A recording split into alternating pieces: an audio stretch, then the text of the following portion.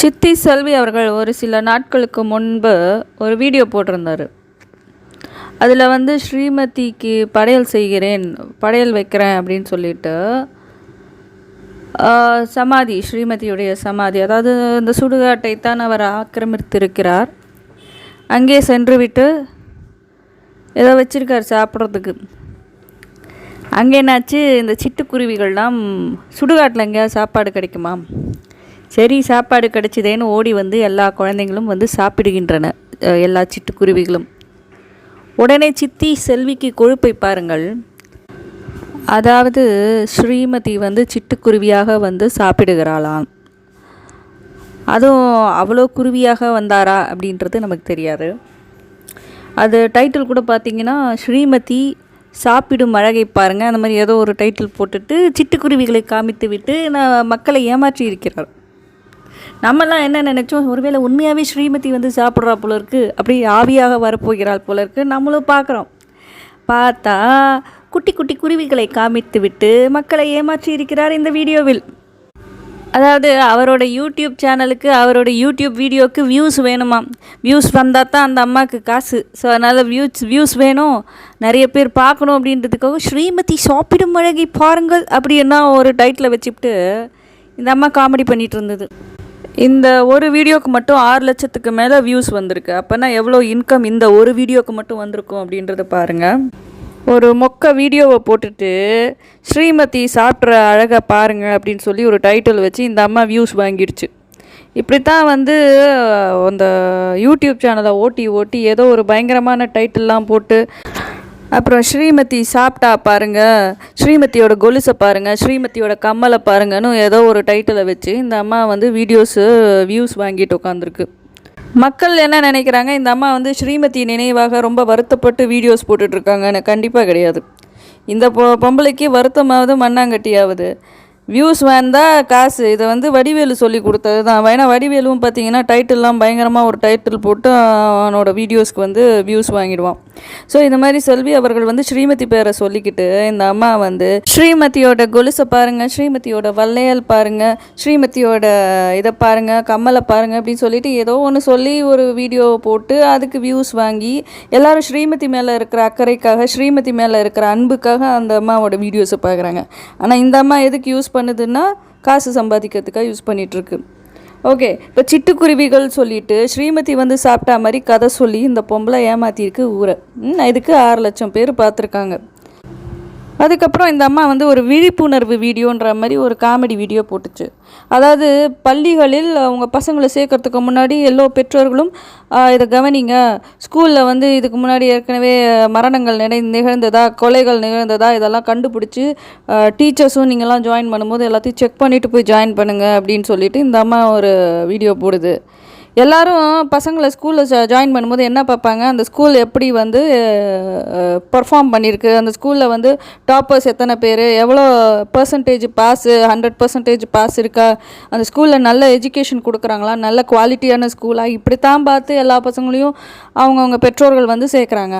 ஆனால் செல்வி அவர்களை கொடுக்குற அட்வைஸ் பாருங்கள், அந்த ஸ்கூலில் எத்தனை மரணங்கள் நிகழ்ந்தது, எத்தனை பேரை கொலை செய்தார்கள், எத்தனை பேரை இப்படி செய்தார்கள் அப்படி செய்தார்கள்னு சொல்லிட்டு இதெல்லாம் கண்டுபிடிச்சி எல்லா ஸ்கூல்லையும் வந்து பெற்றோர்கள் வந்து பள்ளியில் சேருங்க அவங்கவுங்க பசங்களை அப்படின்னு சொல்லிட்டு அட்வைஸ் பண்ணுறாராம். இவர் அப்படியே உலகத்தில் எல்லாருக்கும் வந்து அக்கறை காமிக்கிற மாதிரி ஒரு நடிப்பு வேறு இதில்.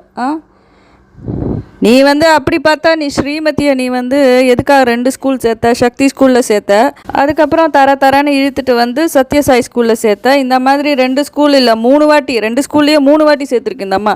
ஃபஸ்ட்டு சக்தி ஸ்கூலு, அப்புறம் வந்து சத்யசாயி, அதுக்கப்புறம் மறுபடியும் சக்தி ஸ்கூலு. அப்போ 3 வாட்டி 2 ஸ்கூலில் சேர்த்து வச்சுருக்கு இந்த அம்மா 10 நாளில், 10-15 நாள் கேப்பில். இது வந்து இந்த மாதிரி ஒரு அதிசயம் உலகத்தில் எந்த பெற்றோர்களும் செய்ய மாட்டாங்க. ஒன்றும் ஒரே ஸ்கூலில் நீ இங்கே படின்னு சொல்லி உட்கார வச்சுருவாங்க. ஈவன் ஸ்கூல் மாற்றினா கூட 11ஆம் கிளாஸில் யாருமே, 11ஆம் கிளாஸ் முடித்து 12ஆம் கிளாஸில் யாருமே வந்து ஸ்கூல் மாற்ற மாட்டாங்க. இந்த அம்மா வந்து 11 இந்த ஸ்கூல் படிச்சிருக்கா, சக்தி ஸ்கூல் படிச்சிருக்கா, அங்கேருந்து தரன்னு இழுத்துன்னு வந்து சத்யசாய் ஸ்கூல் ஜாயின் பண்ணுதுன்னா அப்போ இந்த அம்மாவோட இன்டென்ஷன் என்ன, எல்லாருமே 11th 12th கிட்டத்தட்ட ஒரே சிலபஸாக இருக்கும், ஒரே இதுவாக இருக்கும். அப்படி இருக்கல 11th படிச்சுட்ருக்கிறா ஒரு ஸ்கூலில். அந்த ஸ்கூலில் வந்து இந்த ஸ்கூல் வேணாண்டி, நீ இந்த ஸ்கூலில் படின்னு சொல்லிவிட்டு அந்த பொண்ணை கொண்டு போய் அந்த ஸ்கூலில் சேர்த்துருக்க நீ, சத்யசாய் ஸ்கூலில். அதுக்கப்புறம் சரி அங்கேயாவது படிக்க விடலாம்லாம் அந்த பொண்ணை. அதே மறுபடியும் தரன்னு இழுத்துன்னு வந்து சக்தி ஸ்கூலில் ஜாயின் பண்ணேன். இந்த அம்மா வந்து ஆரம்பத்திலேயே இந்த விஷயத்த சொல்லிடுச்சு. ஆனால் இந்த செல்வி அவர்களோட நடிப்பை பார்த்து ஏமாந்து செல்வியோட சப்போர்ட்டர்ஸ் எல்லாம் அந்த ஸ்கூலை கண்ணா பின்னான்னு திட்டிகிட்டு இருக்காங்களே ஒழிய இந்த செல்வி அவர்கள் எவ்வளவு பொய்கள் சொல்கிறார் என்பதை யாருமே உணரவில்லை. ஒரு சின்ன எக்ஸாம்பிள், இந்த அம்மா கிட்ட ஃபோனை கேட்டாங்க சிபிசிஐடி. இந்த அம்மா என்ன பண்ணிச்சு, காக்கா தூக்கிட்டு போச்சு, பள்ளி தூக்கிட்டு போச்சு, கரப்பாம்பூச்சி தூக்கிட்டு போச்சு. இத்தனைக்கும் செல்வி அவர்களோட ஃபோனை கூட கேட்கல சிபிசிஐடி, ஸ்ரீமதியோட ஃபோனை தான் கேட்டாங்க. ஃபஸ்ட்டு இல்லை ஸ்ரீமதி வந்து ஹாஸ்டலில் வந்து ஃபோன் அலௌடு கிடையாது, அந்த ஸ்கூல் டீச்சர்ஸ் ஹரிப்ரியாவும் கிருத்திகா அவங்க ஃபோனை தான் நீங்கள் செக் பண்ணணும், அதனால் என்னத்துக்கு ஸ்ரீமதி ஃபோனை செக் பண்ணணும், அதெல்லாம் தேவையில்லைன்னு ஃபஸ்ட்டு சொல்லிச்சு. இல்லை அந்த பொண்ணு வந்து வீட்லேயே ஃபோன் யூஸ் பண்ணியிருக்கட்டும், பரவாயில்ல, நீங்கள் அவளோட ஃபோனை கொடுங்க, ஸ்ரீமதியோட ஃபோனை கொடுங்கன்னு சிபிசிஐடி கேட்குது. இந்த அம்மா வந்து 6 மாதம் இழுத்துருக்கு. காக்கா தூக்கிட்டு போச்சு, பள்ளி தூக்கிட்டு போச்சு, கரப்பாம்பூச்சி தூக்கிட்டு போச்சு, ஃப்ளைட்டு தூக்கிட்டு போச்சு, ஹெலிகாப்டர் தூக்கிட்டு போச்சுன்னு இப்படியெல்லாம் கதை சொல்லிவிட்டு, அப்புறம் ஃபோன் உடஞ்சி போச்சு, அந்த ஃபோனை நாங்கள் உடஞ்சி போனதுனால, அந்த ஃபோனை ரிப்பேர் ஆனதுனால நாங்கள் தூக்கி போட்டுட்டோம், இப்படியெல்லாம் கதை சொல்லிவிட்டு 6 மாதம் கழிச்சு இந்த அம்மா வந்து அப்போ என்ன பண்ணாங்க, சிபிசிஐடி கடுப்பாயிட்டாங்க. திருப்பி மறுபடியும் சொன்னாங்க, இந்த ஸோ ஐஎம்இஐ நம்பரில் இந்த மொபைல் இருக்குது, இந்த ஃபோன் இருக்குது, இந்த ஃபோன் வந்து எங்களுக்கு வேணும் அப்படின்னு சொல்லிட்டாங்க. அதுக்கப்புறம் இந்த அம்மா டென்ஷன் ஆகிடுச்சு. சரி, ஏன்னா ஐஎம்இஐ நம்பர்லாம் சொன்னோன்னே இந்த அம்மா கொஞ்சம் உஷாராயிட்டு என்ன பண்ணிச்சு, போய் அந்த ஒரு ஃபோனை வந்து 5-6 வாட்டி ஃபார்மேட் பண்ணி கொடுக்குது.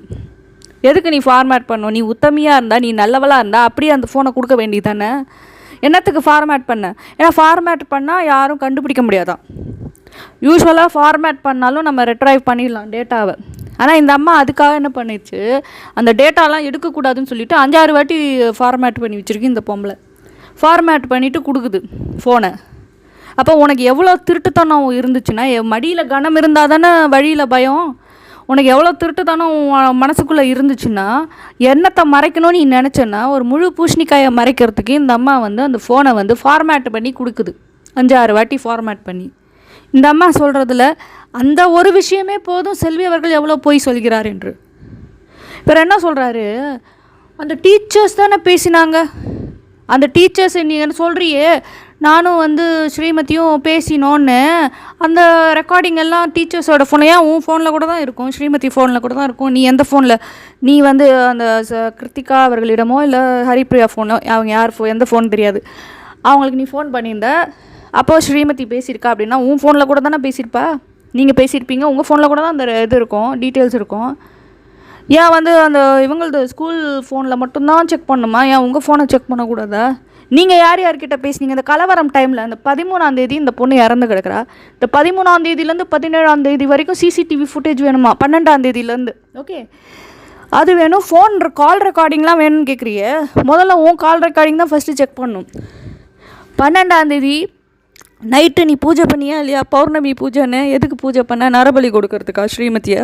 நீ வந்து பூஜை பண்ணுற பௌர்ணமி பூஜைன்னு சொல்லிவிட்டு உன் அக்கா காரியோட அந்த பொண்ணு அங்கே மாடியிலேருந்து குதிச்சிருக்கு. அப்போது நரபலி சம்மந்தப்பட்டதானே, பில்லி சூனியா தான் வச்சியா ஸ்ரீமதிக்கு, இல்லை செய்வினை வச்சியா, இல்லை நரபலி கொடுத்தியா உன் பொண்ணுக்கு? இதெல்லாம் நாங்களும் பேச முடியும்.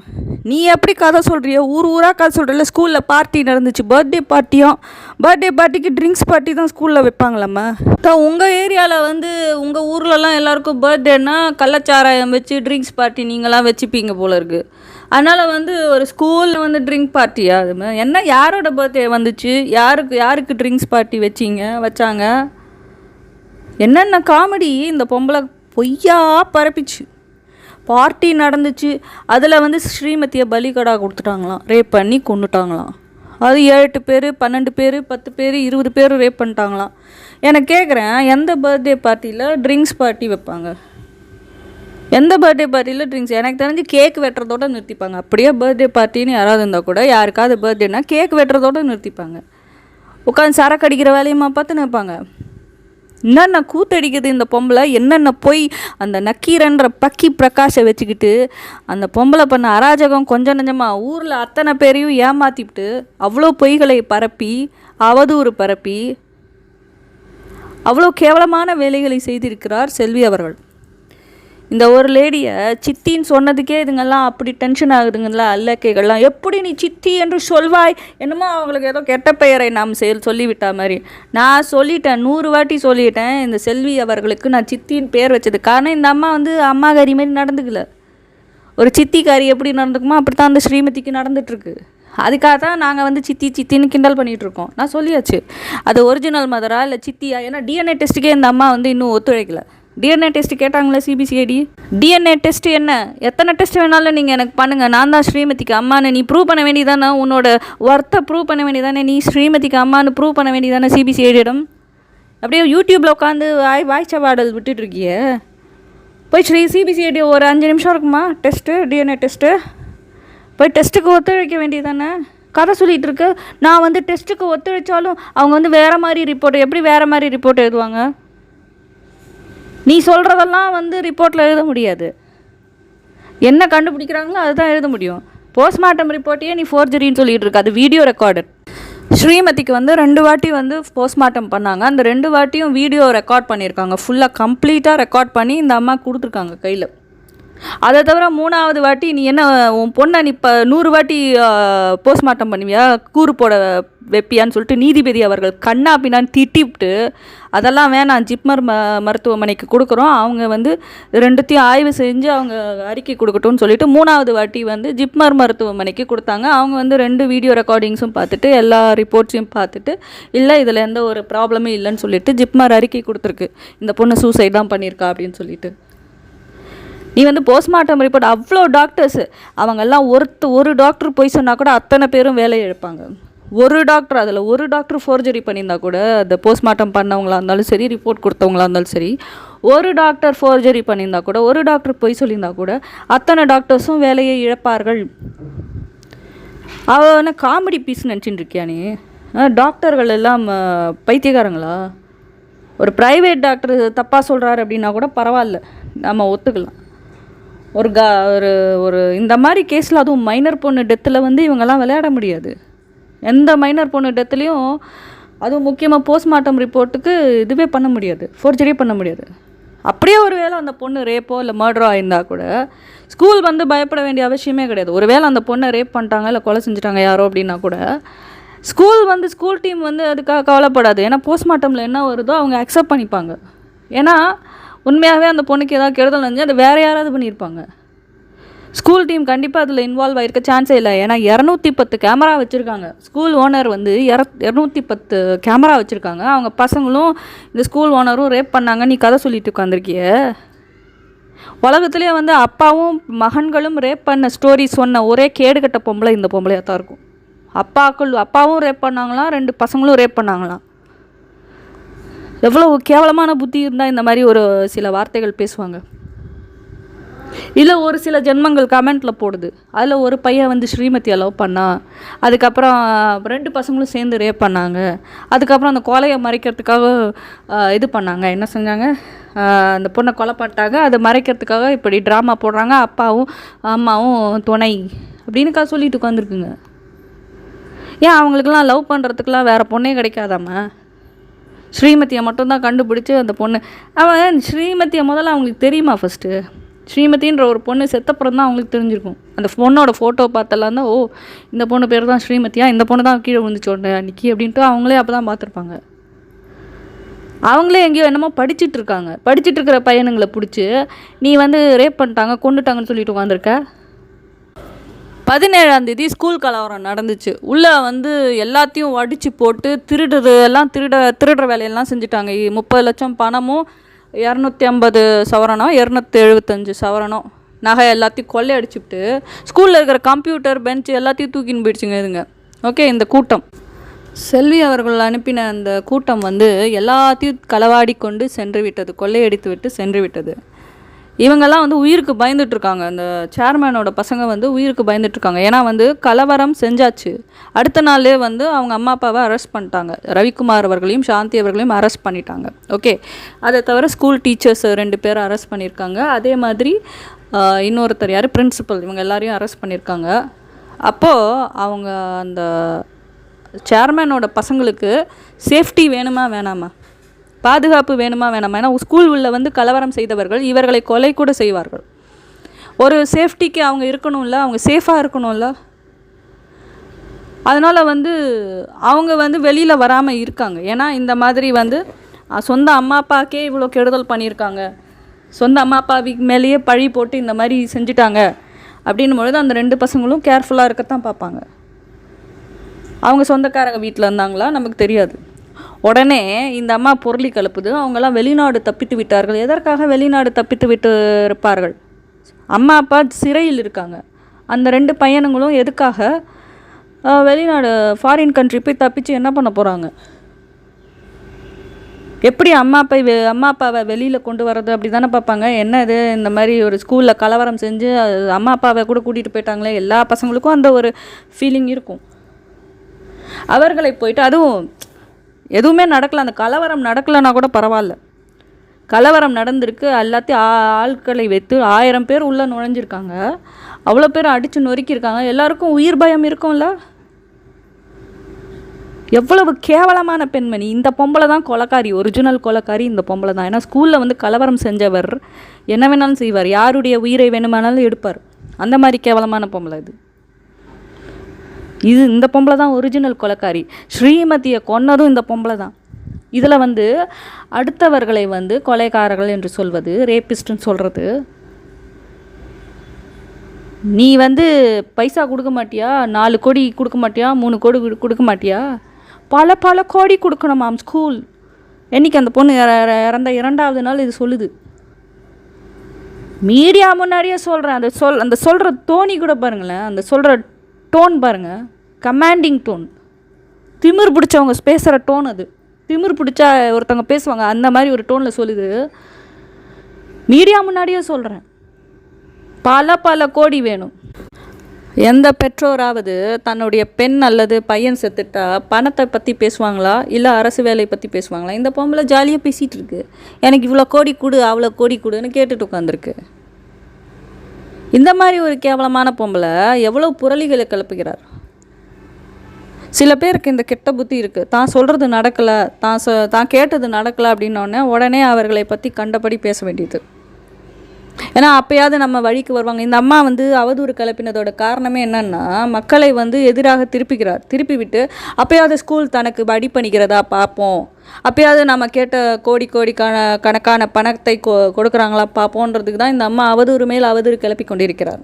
ஸ்ரீமதி மேலே உள்ள அக்கறையா? உண்மையாக ஸ்ரீமதி மேலே உள்ள அக்கறை இருந்ததுன்னா என்ன செய்வார் உண்மையான பெற்றோர்? அந்த பொண்ணோட சமாதியில் போகிறாரோ இல்லை எப்படியோ அதில் ஃபோட்டோ பார்த்து இது பண்ணுறாரோ, டெய்லி அழுதுட்டு உட்காந்துருப்பார். யூடியூப்பில் வீடியோ போட்டுட்ருக்க மாட்டார். எந்த பெற்றோருமே யூடியூப்பில் வீடியோ போட மாட்டாங்க. அவங்க பொண்ணு செத்தாலும் சரி, பையன் செத்தாலும் சரி. இது 2 சேனல் ரன் பண்ணிக்கிட்டு லட்சக்கணக்கில் வியூஸ் வாங்கிட்டு உட்காந்துட்டு காசு லட்சக்கணக்கில் ஏர்ன் பண்ணிட்டு உட்காந்துருக்கு. யூடியூப்பில் இந்த அம்மாவுக்கு வருமானமே இந்த அம்மாவுக்கு லட்சக்கணக்கில் வந்திருக்கும். ஏன்னா இந்த அம்மா வந்து 2 வருஷமாக வீடியோ போட்டுட்ருக்கு, லட்சக்கணக்கில் இந்த அம்மா சம்பாதிச்சிருக்கும் யூடியூப்பில் இன்கமே. ஏன்னா ஒரு சில வீடியோக்கள் வந்து லட்சக்கணக்கான வியூஸ் போகுது. அப்போ அவ்வளோ காசு சம்பாதிச்சிட்ருக்க நீ யூடியூப்பில், நீ வந்து நல்லவளா? எங்கேயாவது பொண்ணு செத்ததுக்கு கவலைப்படுகிற மாதிரியா தெரிகிறது? ஏதோ ஸ்ரீமதி பேரை வச்சு ட்ரஸ்ட்டு ஆரம்பித்தேன்னு இது ஒன்று ஆரம்பித்து வள்ளலார் தைப்பூசம், அப்புறம் வந்து மாசி மகம் இப்படின்னு சொல்லிட்டு ஏதாவது ஒரு கோயிலுக்கு போயிட்டு உட்காந்துக்க வேண்டியது. தண்ணீர் பந்தல், தண்ணீர் கொடுக்குறாங்களாம். இவர் சிரிச்சுக்கிட்டே தண்ணி கொடுக்குது இந்த பொம்பளை. இந்த தண்ணீர் பந்தல் எதுக்கு வைக்கிறாருன்னா, இந்த ட்ரஸ்ட்டு மூலமாக லட்சக்கணக்கான பணம் இந்த அம்மாவுக்கு சேருது. இப்போ இந்த லட்சக்கணக்கான பணத்தை எப்படி ட்ரஸ்ட்லேருந்து தன்னோட இண்டிவிஜுவல் யூஸ்க்கு எடுத்துக்கிறது, அதுக்கு தான் இந்த ட்ராமா. நாங்கள் போய் இந்த கோயிலுக்கு போனோம், இங்கே வந்து சமூக சேவை செய்தோம், இதற்கு ஒரு 1 லட்சம் ஆச்சு, தண்ணீர் பந்தல் வச்சதுக்கு 1 லட்சம் ஆச்சு, 2 லட்சம் ஆச்சு அப்படின்னு சொல்லிட்டு அந்த பணத்தை எடுத்து ட்ரஸ்ட்லேருந்து பணத்தை எடுத்து தான் எடுத்துக்கிறதுக்கு தான். இவங்க என்ன பண்ணுவாங்க, ஒரு கேஷ் வவுச்சரோ என்னமோ அந்த மாதிரி வவுச்சர் வச்சுக்கிட்டு இதுதான் கணக்கு, இவ்வளோ ஆச்சு செலவு, இந்த மாசி மகத்துக்கு 100 கேன் எடுத்துகிட்டு போனோம், வள்ளலார் தைப்பூசத்துக்கு 200 கேன் எடுத்துகிட்டு போனோம் தண்ணி, அதுக்கு இவ்வளோ செலவாச்சுன்னு இந்த அம்மா கணக்கு எழுதணும். அந்த கணக்கெல்லாம் வந்து எழுதி வைக்கணும். ஒரு ட்ரஸ்ட்டு நடத்துகிறவங்கலாம் வந்து என்ன செலவாச்சு, இப்போ இந்த அக்கௌண்ட்டில் வர காசெல்லாம் என்ன செலவாச்சு அப்படின்றது வந்து கணக்கு எழுதி வைக்கணும். ஏன்னா டேக்ஸில் வந்து ஃபைல் பண்ணணும். டேக்ஸ் ஃபைல் பண்ணும்பொழுது இந்த கணக்கெல்லாம் கொடுக்கணும். அதுக்காக போடுற ட்ராமா தான் இதெல்லாம். அதே மாதிரி இப்போ நாங்கள் வந்து இந்த கோவிலில் போய் தண்ணி கொடுத்தோம், அந்த கோவிலில் போய் பண்ணி கொடுத்தோம் அப்படின்னு சொல்லிட்டு இந்த அம்மா வந்து ஒரு வீடியோ போடுது அப்படின்னா மக்கள் எல்லாம் ஆஹா ஸ்ரீமதி பேரை சொல்லிக்கொண்டு இந்த அம்மா என்னென்ன சமூக வேலைகள் செய்கிறார் என்று சொல்லிட்டு காசு அள்ளி அள்ளி கொடுப்பாங்கள்ல, அதுவும் ஒரு மோட்டோ தான். அது ஒரு மோட்டோ என்னென்னா காசு பிடுங்கிறதுக்கு, இன்னொரு மோட்டோ என்னடானா டேக்ஸ் ஃபைல் பண்ணுறதுக்கு. நாங்கள் இந்த இடத்துக்கு போய் இங்கே நின்னோம், பஸ் ஸ்டாண்டில் 4 பேருக்கு தண்ணி கொடுத்தோம், ஒரு 1000 பேருக்கு தண்ணி கொடுத்தோம், இப்படியெல்லாம் கதை சொல்கிறதுக்கு.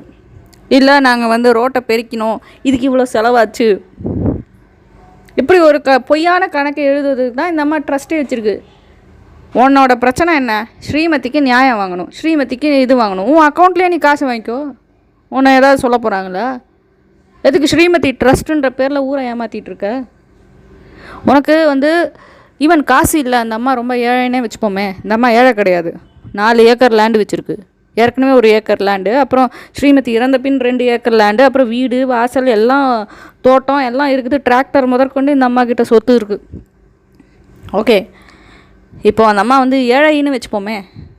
எனக்கு இந்த வழக்கை நடத்துவதற்கு காசே இல்லை, தயவு செஞ்சு ஹெல்ப் பண்ணுங்கன்னா உன்னோட சொந்த அக்கௌண்ட், பேங்க் அக்கௌண்ட் நம்பர், நீ சேவிங்ஸ் அக்கௌண்ட் வச்சுருப்பல, அந்த அக்கௌண்ட்டை காமிச்சு தயவு செஞ்சு எனக்கு காசு ஹெல்ப். எத்தனை பேர் கேட்குறாங்க?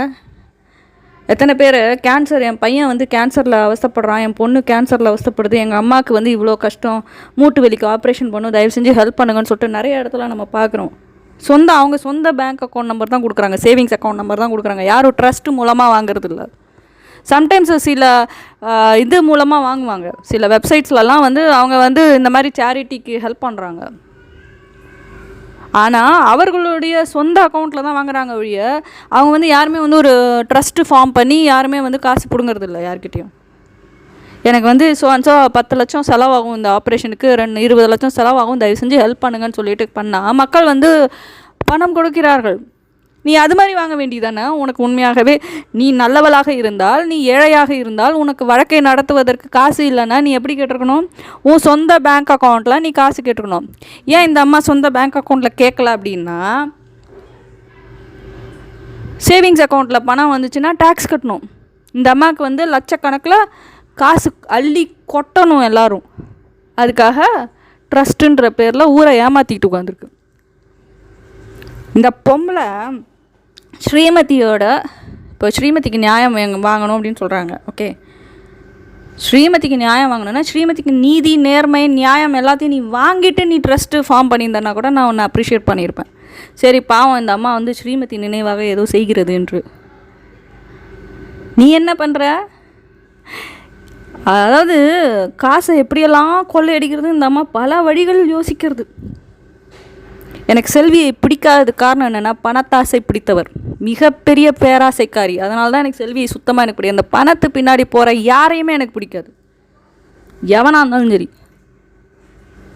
பணக்காரன் வந்து ஏர்ன் பண்ணுறான் அப்படின்னா அவன் பிஸ்னஸ் செய்கிறான், பிஸ்னஸில் வந்து பணம் நிறைய வரும். எவ்வளோ முதலீடு செய்கிறார்களோ அதற்கேற்ப அவங்களுக்கு வந்து ரிட்டர்ன்ஸ் வரும்.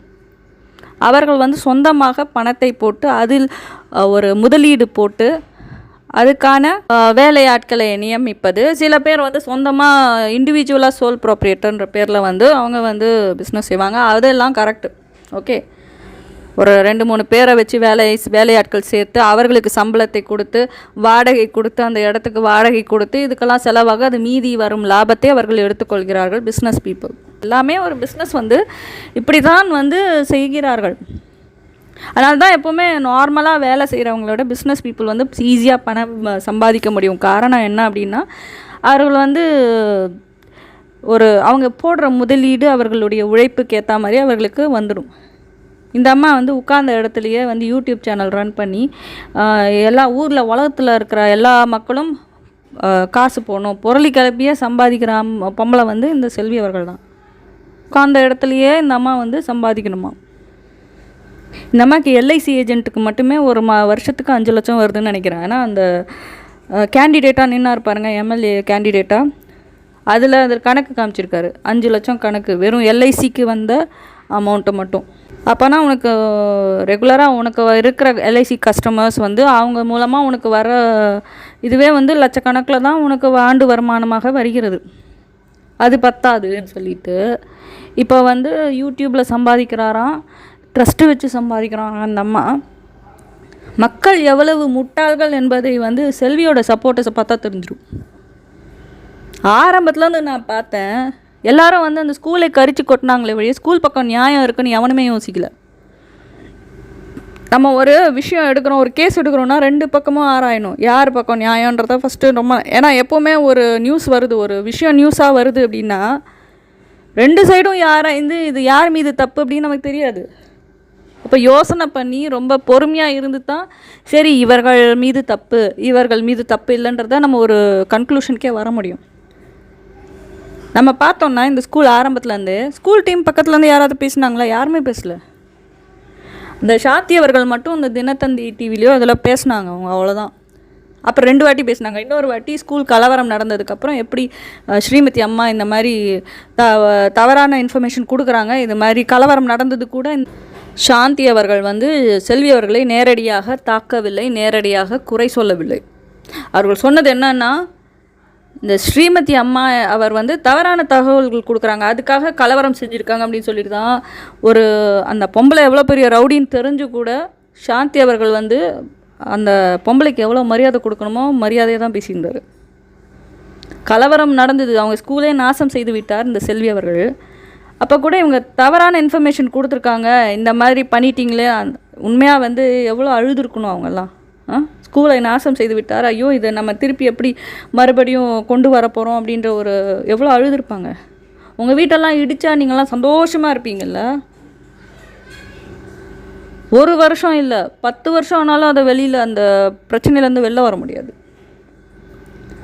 அது ஒரு ஸ்கூலை நாசம் செய்து விட்டு இந்த பொம்பளை வந்து ஒரு ஹாஸ்பிட்டலில் உட்காந்து இன்டர்வியூ கொடுக்குது. இந்த மாதிரி வந்து ஸ்கூல் டீமே வந்து நாசம் செய்து விட்டனர், கொலையை மறைக்கிறதுக்கு இவங்க செஞ்சாங்களாம். கொலையை மறைக்கிறதுக்கு எந்த இடத்துல நடந்துச்சோ அந்த இடத்துல தான் மறைப்பாங்க. ஒரு என்டையர் ஸ்கூலையுமா நாசம் இது பண்ணுவாங்க, டேமேஜ் பண்ணுவாங்க. என்னென்ன கதை விட்டுட்டுருக்கு இந்த பொம்பளை. கொலை செய்கிறவர்கள் 210 கேமரா வச்சுருப்பாங்களாமா. அங்கே இருக்கிற சிசிடிவி ஹார்ட் டிஸ்கெல்லாம் எடுத்துன்னு போயிடுச்சு இந்த பொம்பளை. லேசப்பட்ட பொம்பளை கிடையாது. அங்கே கம்ப்யூட்டர்லாம் எடுத்துகிட்டு போயிட்டு அந்த ஹார்ட் டிஸ்கெல்லாம் வந்து அந்த சிசிடிவி கேமராவுக்கு வந்து 13th அதாவது 12ஆம் தேதி நைட்லேருந்து காலையில் 13ஆம் தேதி இன்சிடெண்ட் வரைக்கும் எல்லாத்தையும் வந்து ஹார்ட் டிஸ்கில் கொடுத்துட்டாங்க எல்லாமே. அதாவது ஒரு 15-20 நாள் ஃபுட்டேஜஸ் வந்து இவங்ககிட்ட இருக்குது, போலீஸ்கிட்ட வந்தாச்சு. இந்த ஹார்ட் டிஸ்கே கொடுத்துட்டாங்க. ஓகே, ஸ்கூல் வந்து செஞ்சிடுச்சு. இந்தம்மா 17ஆம் தேதி கலவரத்தை பண்ணிவிட்டு அங்கே என்ன நினச்சிருக்கு, ஹார்ட் டிஸ்க்கு இதெல்லாம் எடுத்துகிட்டு வந்துட்டா ப்ரூஃபே கிடையாது ஸ்ரீமதி இறந்ததுக்கு, அதனால் வந்து நம்ம பிடுங்கின்னு போயிடுவோம் அப்படின்னு சொல்லிட்டு தான் இந்த பொம்பளை வந்து பிளான் போட்டு ஹார்ட் டிஸ்க்கெலாம் எடுத்துகிட்டு போயிடுச்சு. அந்த ஹார்ட் டிஸ்கில் என்ன இருந்திருக்கும், 13ஆம் தேதிக்கு மேலே இருந்த ஃபுட்டேஜஸ் தான் இருந்திருக்கும். அங்கே ஏமாந்துருக்கும். 13ஆம் தேதி இதுங்க இருந்தது பாருங்கள், இதுங்க வந்து பேசினது இதெல்லாம் 13ஆம் தேதியிலேருந்து 17ஆம் தேதி வரைக்கும் இருந்த ஃபுட்டேஜஸ் தான் இந்த பொம்பளை எடுத்துகிட்டு போயிருக்கு. எவ்வளோ பெரிய கிரிமினல் பாருங்கள். ஒரு குடிசையில் வாழற ஒரு லேடி, இல்லை வாடகை வீட்டில் வாழுகிற ஒரு லேடிக்கு சப்போர்ட் பண்ணி ஏழை தாய் அப்படின்னு சொல்லிட்டு வரிஞ்சு கட்டிட்டு அவருடைய அல்லக்கைகள் வந்திருந்தா நான் வந்து சந்தோஷப்பட்டிருப்பேன். பரவாயில்ல, உண்மையாகவே ஒரு ஏழை தாயுடைய கண்ணீருக்கு இவர்கள் எல்லோரும் ஓடி வந்து ஹெல்ப் பண்ணுறாங்க அப்படின்னு சொல்லிட்டு. இந்த அல்லக்கைகள் எப்படிப்பட்ட கூட்டம் என்றால் 4-5 ஏக்கர் லேண்டு வச்சுருக்கிற ஒரு பொம்பளைக்கு சப்போர்ட் பண்ணிட்டு உட்காந்துருக்குங்க. அந்த பொம்பளை ஏற்கனவே கந்து வெட்டிக்காரின்னா யாராவது பணம் கொடுக்கலன்னா எந்த அளவுக்கு மிரட்டி இருப்பார் யோசிச்சு பாருங்கள். கந்து வெட்டிக்காரங்களை பற்றி நம்ம ஏற்கனவே கேள்விப்பட்டிருக்கோம். அந்த மாதிரி அடுத்தவர்களை மிரட்டியே வாழ்க்கையை நடத்துபவர் செல்வி அவர்கள். அந்த புத்தி தான் இப்போ ஸ்கூல்கிட்ட காமிச்சிருக்காரு. அடுத்தவர்களை மிரட்டி பணம் கேட்பது அப்படின்றது ஒன்று இருக்குல்ல. இந்த அம்மாக்காக வாதாடுகிற வக்கீல்லாம் பார்த்தீங்கன்னா பெரிய பெரிய வக்கீல், சித்தார்த் லூத்ரா, அப்புறம் வந்து இந்த பாப்பா மோகன், இவர்களெல்லாம் எப்படி இவர்களுக்கு வாதாடுகிறார், ஏழை தாய் என்று சொல்லிக்கொள்கிறார். இப்படிப்பட்டவருக்கு எப்படி இவ்வளோ பெரிய வக்கீல்கள் எல்லாம் ஹெல்ப் பண்ணுறாங்க. ஸ்கூலுக்கு கூட அவ்வளோ பெரிய வக்கீல் இருக்கான்னு தெரியும். எனக்கு இப்போ வரைக்கும் எனக்கு ஸ்கூலுக்காக வாதாடும் வக்கீலின் பெயர் கூட எனக்கு தெரியாது. அவர் பேர் கூட எனக்கு தெரியாது. அவர் யாருன்னே தெரியாது. அவரை நம்ம பார்த்துருப்போமா, அவர் முகத்தை எங்கேயாவது பார்த்துருப்போமா கூட எனக்கு தெரியாது. ஸ்கூலோட டீமோட வக்கீல் பேர் கூட எனக்கு தெரியாது. அவர் முகத்தையும் நான் பார்த்தது கிடையாது. ஆனால் செல்வி அவர்களுக்கு வாதாடும் வக்கீல்கள் எல்லாம் பெரிய பெரிய வக்கீல்கள். எல்லோரும் என்ன சொல்லிட்டு இருக்காங்க, ஸ்கூல் வந்து பணக்கார ஸ்கூல், அதனால் வந்து கொலையை மறைக்க வந்து பணத்தை கொடுத்து எல்லாருக்கிட்டையும் பணம் கொடுத்தாங்களாம். இவங்க எத்தனை பேர்கிட்ட பணம் கொடுக்க முடியும்? ஸ்கூலே இழந்து போச்சு, எல்லாம் 20 கோடி லாஸ் அந்த ஸ்கூலுக்கு. அப்படியே ஊர் ஊராக எல்லாருக்கும் பணம் கொடுத்தாங்களாம். அவங்களுடைய நஷ்டத்தை ஈடு செய்ய என்னன்னு யோசிப்பாங்களா? உட்காந்து ஊர் ஊராக பணம் கொடுத்துட்ருப்பாங்களா? 45 நாள் சிறையில் இருந்திருக்காங்க விசாரணை எனும் பேரில். 40 நாளோ 45 நாளோ. அப்படி பணத்தை கொடுத்து சரி பண்ணும் ஒரு ஸ்கூலாக இருந்ததுன்னா எப்பயோ வெளில வந்திருப்பாங்க. அரெஸ்டே ஆகிருக்க மாட்டாங்க. அரெஸ்ட் ஆன அன்றைக்கோ இல்லை 2வது நாளோ வெளில வந்திருப்பாங்க. இவங்க கதை சொல்லுது, பணத்தை வைத்து விலைக்கு வாங்கி விட்டார்கள் அப்படி சொல்லிட்டு. ஸ்கூலுக்காக யாராவது பேசிட்டா உடனே அவங்க பணம் வாங்கிட்டாங்களாம். இந்த பொம்பளை 4 ஏக்கர் சொந்தக்காரி. இந்த பொம்பளை கிட்ட இருந்து இந்த பொம்பளைக்காக அல்லக்கைகள் சொம்பு தூக்கிட்டு இருக்காங்களே, எவ்வளோ காசு கொடுக்குறாருன்னு சொல்லுங்கள், எனக்கு தயவு செஞ்சு சொல்லுங்கள். காசுக்காக பேய் மாதிரி அலைகிறார் செல்வி அவர்கள். யூடியூப்பில் காசு வருது, ட்ரஸ்ட் மூலமாக காசு வருது, எல்லாருக்கிட்டையும் பிடுங்கிறதுலே இருக்கார் இவர், காசு பிடுங்கிறதுலே. இதில் வந்து அவதூறு கிளப்புறதுல இந்த அம்மாவை மிஞ்சறதுக்கு உலகத்தில் யாருமே கிடையாது. இவ்வளோ பெரிய டிஃபமேஷன் போட்டிருக்காரு. இந்த டிஃபமேஷன் கேஸுக்கு மேக்ஸிமம் பனிஷ்மெண்ட் எவ்வளோ தெரியுமா? 2 வருஷம். ஸோ இந்த அம்மா ஏற்கனவே ஸ்கூல் கலவர கேஸில் இந்த அம்மா வந்து உள்ளே போகுது. இப்போ ஸ்ரீமதி கேஸ்லேயும் ஏவன்னு சொல்ல போகிறாங்க, பார்த்துக்கிட்டே இருங்க. ஏன்னா அந்த சார்ஜ் ஷீட்டு போட்டாச்சு. சிபிசிஐடி தற்கொலை செய்து கொண்டார், அம்மாவுக்கும் பொண்ணுக்கும் பிரச்சனை வந்துச்சு, அதனால தான் அந்த பொண்ணு தற்கொலை செய்து கொண்டார் என்ற எல்லா இன்ஃபர்மேஷனும் சார்ஜ் ஷீட்டில் இருக்குது. ஸோ அதை பேஸ் பண்ணி நீதிபதி அவர்கள் கண்டிப்பாக செல்வி அவர்களை A1 அக்யூஸ்டாக அதுலேயும் சேர்ப்பார். ஸோ 2 கேஸா? அது தவிர டிஃபமேஷன் கேஸ் வேறு. அது ஸ்கூல் மீது அவதூறு மேல் அவதூறு கிளப்பி கொண்டிருக்கிறார் அல்லவா, அதற்கும் இவர் அனுபவிப்பார். அதுக்கும் A1 இந்த அம்மா தான். அதுக்கும் 2 வருஷம் மினிமம் மேக்ஸிமம் கிடைக்கும். கிட்டத்தட்ட 3 வருஷம் ஆக போகுது ஸ்கூலை பற்றி அவதூறு கிளப்பி கொண்டிருக்கிறார் இந்த செல்வி அவர்கள். சார்ஜ் ஷீட்லேயும் போட்டாச்சு ஸ்கூல் மீது தப்பு கிடையாது அப்படின்னு சொல்லிட்டு. போஸ்ட்மார்ட்டம் ரிப்போர்ட் படியும் வந்தாச்சு. அந்த பொண்ணுக்கு எந்த ஒரு கெடுதலும் யாரும் செய்யவில்லை, அந்த பொண்ணை யாரும் ரேப் செய்யலை, யாரும் கொலை செய்யலைன்றதும் வந்தாச்சு. அந்த பொண்ணோட கையெழுத்து கூட வந்தாச்சு, அவளோட கையெழுத்து தான் அப்படின்னும் பொழுது இப்போ எதை பேஸ் பண்ணி நீ அந்த ஸ்கூலில் நீ கேவலமாக பேசிகிட்டு இருக்க? அந்த ஸ்கூல் ஓனர்ஸாக இருக்கட்டும், அந்த டீச்சர்ஸாக இருக்கட்டும், அந்த ஸ்கூல் ஓனர்ஸோட பசங்களாக இருக்கட்டும், எதை பேஸ் பண்ணி அவங்கள தப்பு தப்பாக பேசிகிட்டு இருக்க? நீ யோகியமா? முதல்ல நீ அடுத்தவங்களை பற்றி பேசுகிறிய, நீ முதல்ல யோகியமா? நீ நல்லவளா? எத்தனை பேருக்கு கெடுதல் பண்ணி கொண்டு இருக்கிறாய்? இந்த அம்மா ஒரு வார்த்தை சித்தின்னு சொல்லிட்டா உடனே பத்திக்கிட்டு வருது இந்த அல்லக்கைகளுக்கு. பத்திக்கிட்டு அப்படியே என்னமோ நாம் ஏதோ கெட்ட வார்த்தையில் சொல்லிட்டோமா அப்படி நினச்சிக்கிட்டு இதுங்க பேசிகிட்டு இருக்குங்க. சித்தி என்பது கெட்ட வார்த்தையா? இந்த பொம்பளை என்னென்ன பேச்சு பேசியிருக்கு? விபச்சாரிகள், விபச்சாரம் நடத்தும் ஸ்கூல், கூட்டி கொடுக்கும் டீச்சர்கள், விபச்சாரிகள். இந்த அம்மா ஒரு அசிங்கமான ஒரு கதையை சொல்லிச்சு ஸ்ரீமதியை பற்றி. 2 பேர் கையை பிடிச்சிக்கிட்டாங்களாம், ஸ்ரீமதியை 2 பேர் காலை பிடிச்சிக்கிட்டாங்களாம். அசிங்கமான ஒரு கதையை சொன்னவர் இவர். தாயா அவர் ஸ்ரீமதிக்கு? ஸ்ரீமதிக்கு அம்மாவா? இப்படி தான் பேசுவாங்களா அம்மா கறி என்பவர்? 10 பேர் இந்த ரூம்குள்ளே உள்ளே விட்டுட்டாங்க. எவ்வளவு கேவலமாக கதைகள் சொல்ல முடியுமோ அவ்வளோ கேவலமாக பேசும் ஒரு ஜென்மம் தான் செல்வி அவர்கள். அதனால் செல்வி அவர்களை நான் எதிர்த்து பேசுறதுனால எனக்கு சந்தோஷம்தான். இவ்வளோ பெரிய டுபாக்கூறு, இவ்வளோ பேரை பற்றியும் கேவலமாக பேசிகிட்டு இருக்கிற ஒரு லேடியாக தான் நம்ம எதிர்த்து பேசுகிறோன்றது எனக்கு பெருமை தான். நான் வந்து சித்தின்னு சொல்லிட்டேன்னா இந்த பொம்பளை பற்றி தப்பாக சொல்லிட்டேன்னா, சித்தின்னு சொன்னது நான் தப்பாக சொல்லிட்டேன்னா, இப்போ நீங்களாம் என்னென்ன பேசியிருக்கீங்க அந்த ஸ்கூல் டீமை பற்றி? அந்த ஸ்கூல் ஸ்டூடெண்ட்ஸை கூட விட்டு வைக்கல இந்த கைஷடைகள். ஸ்கூல் ஸ்டூடெண்ட்ஸ் கூட விபச்சாரம் செய்கிறவர்களாம், தேவடியாக்கலாம் ஸ்கூல் ஸ்டூடெண்ட்ஸு. அவர்களெல்லாம் என்ன பாவம் செஞ்சாங்க? அவங்களாம் அவங்க பெற்றோர்கள் வந்து ஃபீஸ் கட்டி காசு கொடுத்து சேர்த்து விட்ருக்காங்க அந்த ஸ்கூலில். யாருமே வந்து விபச்சாரம் நடத்துவதற்கு அவர்கள் பிள்ளைகளை பள்ளியில் சேர்க்க மாட்டார்கள். எவ்வளோ கெட்ட புத்தி இருந்தால் இவ்வளோ கேவலமான ஜென்மங்களாக இருப்பார்கள் செல்வியும் செல்வியுடைய அல்லக்கைகளும்.